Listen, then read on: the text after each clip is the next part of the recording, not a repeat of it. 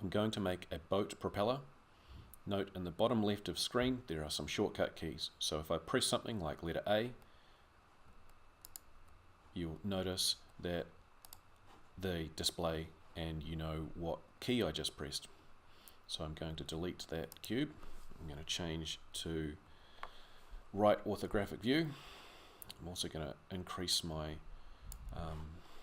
viewing area slightly. I'm going to put my 3D cursor to the origin. So press the space bar, type cursor, and I'm going to read and look for snap cursor to center. And so my 3D cursor is right in the center there. I'm now going to insert my reference image. Go to Shift A, empty image, and you can either rotate R, Y 90, push enter, or over here earlier there was a tick box that says rotate to view. I'm going to now put in, just looking over the right hand side, add my image. So go to where you have your propeller image. There's my screenshot which I took for my propeller. I'm going to bring that into the center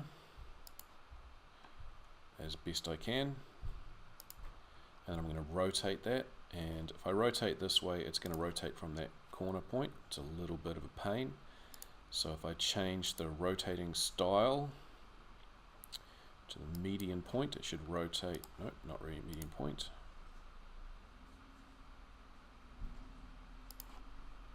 the 3D cursor, and that's going to allow my image to rotate from the center. I've rotated it so that one of the propeller blades is straight up at the top, and that's what I'm after. I'm just going to be modeling the circle to begin with and then the blade. So Shift A, add in a circle, and before you change anything we need to adjust the vertices. I want a number that divides easily into 360 degrees, so I'm going to choose 36 and push enter. Now I'm going to change the scale of that circle down a bit and rotate it in the y-axis. R, Y, 90, enter. They don't show for some reason on the casting keys. S to scale, approximately the right size. Edit mode, pushing tab to go into the edit mode, and I'm going to extrude and scale. You might notice that that's very dark. That's because it's inside out for some reason, so I'm going to flip the direction. Spacebar, type flip, and choose flip normals, and so they have now changed to the regular color. Hold down Alt and click in the center, and that gets a ring select. E to extrude, S to scale, E to extrude, S to scale, E to extrude, S to scale, and that'll be useful for later. So the next thing I'm going to do is adjust the position. So when I rotate, you'll notice this circle that I've made is flickering. That's because it's in the same place as the empty image. So I'm going to G for grab, X for x-axis, and pull it forwards just enough so that they don't interact strangely. Back to right orthographic view by pushing 3. I'm going to go to wireframe. I'm going to push Z to do that. It's the key, shortcut key. Now I'm going to rotate this so this line here, that one, lines up with the edge, and hopefully that will line up a little bit better as well. Rotate, and that's close enough for my purposes. Now I'm going to use the knife tool, and I'm going to cut, and I'll fix this cut up later. Cut once there, about there, and push enter. I'm just going to cut around and I'll line up that one. Doesn't have to be perfect. It's quite handy if it is though. Just make the best judgment you can.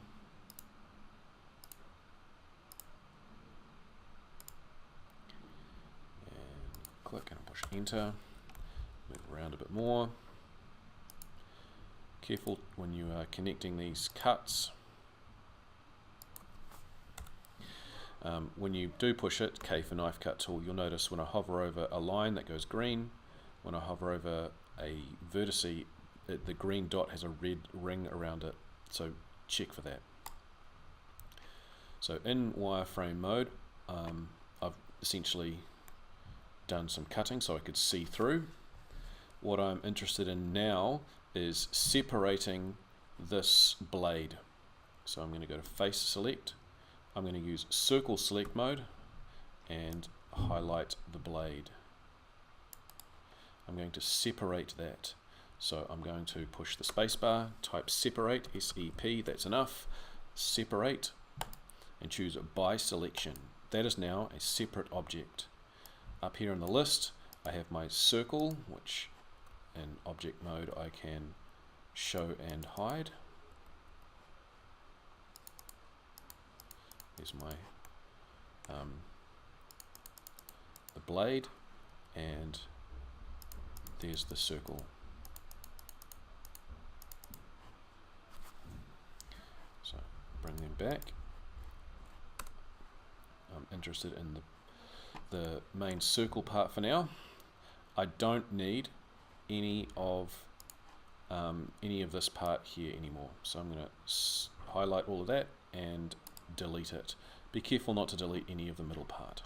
X to delete and choose faces. So this circle is the blade, circle.001, so I'm going to rename that BLADE, and the circle there I'm going to call center. Tab into edit mode, and I want the blade. Tab into edit mode. I'm going to do a few things to this blade, pushing N to get rid of this menu. I'm going to put in some modifiers. So under the spanner, add modifier. First thing I'm going to do is actually I'll do that later. I'm going to do something quite essential, highlighting that whole part, and I'm going to apply some rotation. So that's Control A, and it does nothing in edit mode, so it has to be object, Control A, apply rotation and scale. I won't do it just yet. I want you to see I've got various different numbers around here which will change when I do that. Control A, apply rotation and scale, and they will all go back to 0s and 1. That's needed for something a little later. The origin of this object is here in the center, so if I later go to rotate this, it rotates around that center point. That's quite essential. I'm going to insert Shift A and empty, and just choose plane axes. So that's put in this big plus in the middle here, and rather than having that empty 001, I'm going to change that to a name that's easily identifiable. So I'm just going to call that AAA, because I've seen that in other tutorials and it works really well, and it gets it to the top of a list for a little bit later on. Back to my blade editing. I'm going to give it a little bit of shape. So I'm going to go to Vertex select, I'm going to grab that vertex on the tip and I'm going to pull it in that red or x-axis direction. I'm going to turn on an editing thing, because if I pull this, it's only pulling one vertex. So if I push the letter O and then I hit G for grab, that's affecting the whole part because the circle is too big. So I'm zooming out, G, and that circle too big. So I scroll on my mouse wheel, make it an appropriate size, and then again making sure that I've just got that one selected, G, X, and if I scroll on my mouse wheel, I will adjust how big of an area I'm having in terms of its effect. So that one forward, and over here this one GX, that one can go back. I have to be careful not to affect the bottom. And then a little bit of a correction here, just looking from the top, GX. And that's okay for now, I think, GX. That'll suit us for our purposes. Okay. Now onto the modifiers. I'm going to add in a subdivision surface, and that'll make it look nice and round, but it will pull away from the edge, so I'm going to put in a loop cut, which probably won't go all the way across. Coming down there. Try C. No, push the letter E, and that will take the edge from the bottom there. And I'll have to add in a knife cut across here. K for knife cut 1, just eyeballing 2, 3, push enter, and K for knife cut 1, 2, enter. I'm going to extend this part.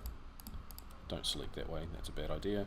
Alt click, E to extrude, S to scale, no, G, turn off proportional editing, pushing O, scale inwards, and that's going inside of that circle. You can't really see it because the circle is in the way, but that scaling in is pulling in towards that center, so I'll just make a slight correction.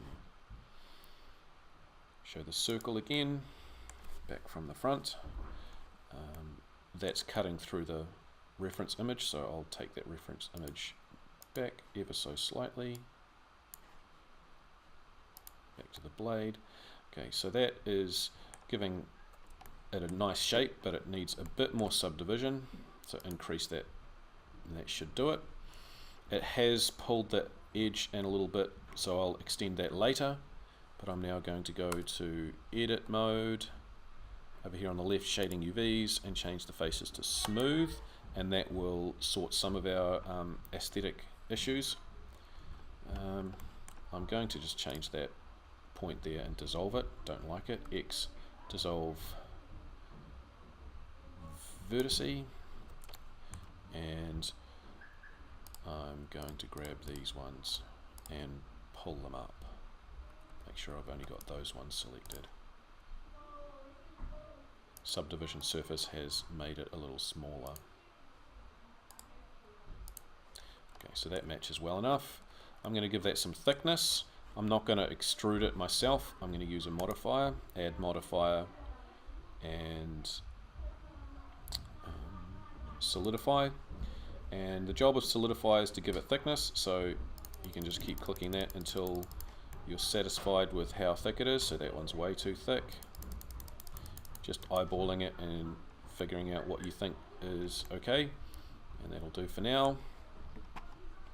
Now the next thing that we're going to do is make 3 copies of it. So add modifier again, array, that is making copies of it. So if we scroll down to here, I want to make 3 of them. You can't see them just yet. I'm going to untick relative offset and tick object offset and choose the empty object that I named before, AAA. Now when I rotate this RX, it's going to spin around. No, it's not. Object RX, it's going to spin around, and eyeballing that's a bad idea. So what we'll do is we'll go over here. You see it, if I go RX, you'll see the number over here on the right changing. Well, that should be 120. And so you can drag it around there like that, or you could just go push escape, RX 120, enter, and it's turned 1/3 of a way around the circle. So I now have 3 propeller blades. The center needs a little bit of work, so we'll do that. Center, edit mode.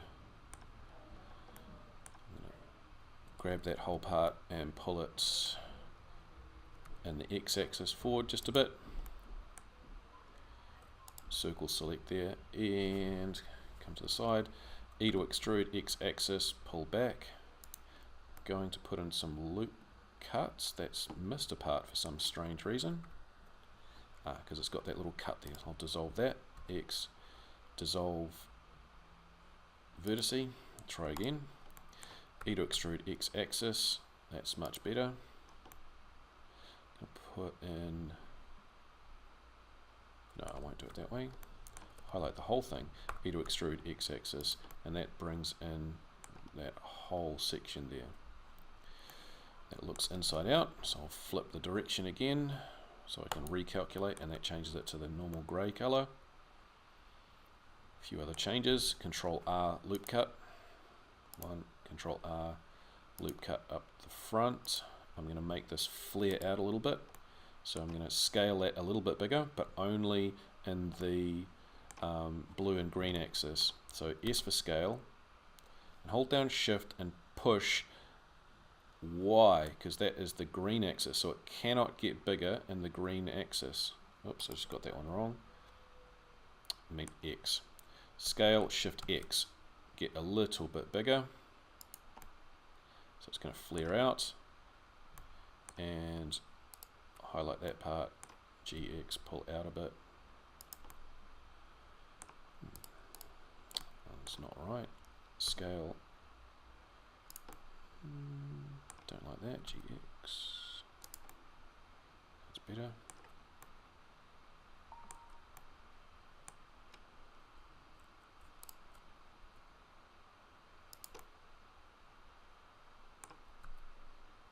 Just making some adjustments, making it a little bit harder than it actually is. I'm going to apply some subdivision surface on that.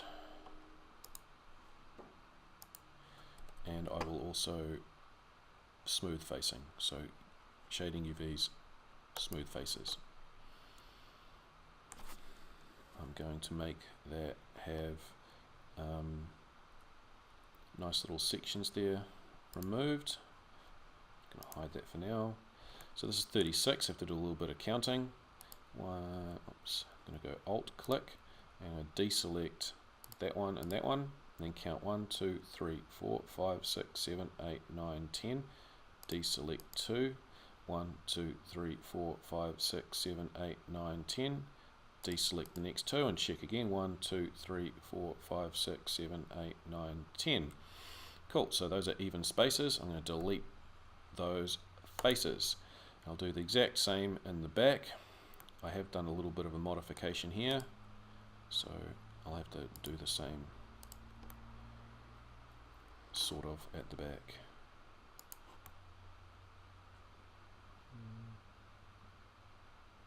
No, just delete those ones.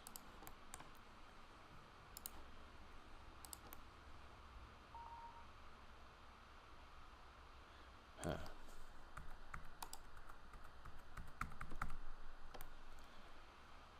I need that, and I need it to be a bit smaller. That's what's missing.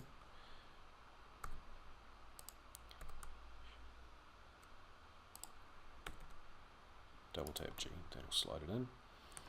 Loop cut, Control R. Those are approximately even. Repeat that step that I did before, counting to 10 lots of times. Alt click, deselect those two. 1, 2, 3, 4, 5, 6, 7, 8, 9, 10. 1, 2, 3, 4, 5, 6, 7, 8, 9, 10. 1, 2, 3, 4, 5, 6, 7, 8, 9, 10. And just check I can count. 1, 2, 3, 4, 5, 6, 7, 8, 9, 10. Good. X, delete faces. Get the ones in the back that match.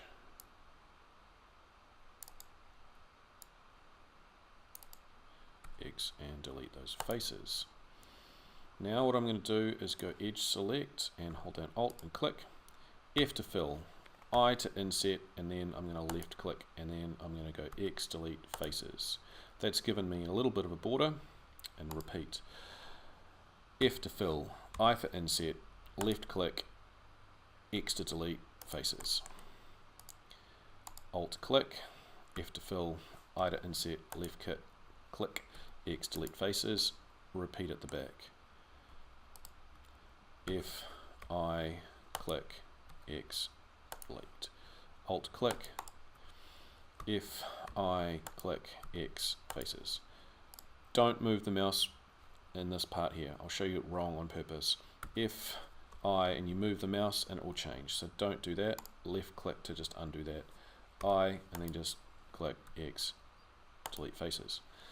And one at a time, Alt click, go to the top here, hold down Shift and Alt and select. Both are selected. Control E, edge, and I'm going to go down bridge edge loop, and so that fills in a bridge through there. Now my propeller blade's cutting in through that. I'll fix that later. 1 and 2, so that's Alt and Shift and clicking. Control E, bridge edge loop, control, highlight, Control E, bridge edge loop. Going to recalculate that to make sure it's all correct. Go back to my blade, tab into edit mode. Looks like that one's actually moved. Going to get these edges and just move them out a little bit so they're inside there and you can't see it, and there's no gap. So that's the basic shape. What I'm going to do with my blade is apply these modifiers. Before I do that, File, Save As. You shouldn't leave this as Untitled Blend, but I've done this before. So I'm going to click that and add a number. Apply. Can't do it in edit mode. Object. Apply, apply, apply. There's my blades. All now nice and fancy. My center is a separate part. I'm going to go and highlight all of those so they're both highlighted together. So to do that, 1, Shift click 2, I'm going to join those. Control J, now they're one part. And if I zoom out, I can now go R to rotate X axis, and it's going around the 3D cursor right now. That one there. Active element, RX, and now it spins like a propeller. It's got to have it spin around the right part. So that's how you make a propeller. Texturing, it's a different story. I can show you that separately. Thank you for watching.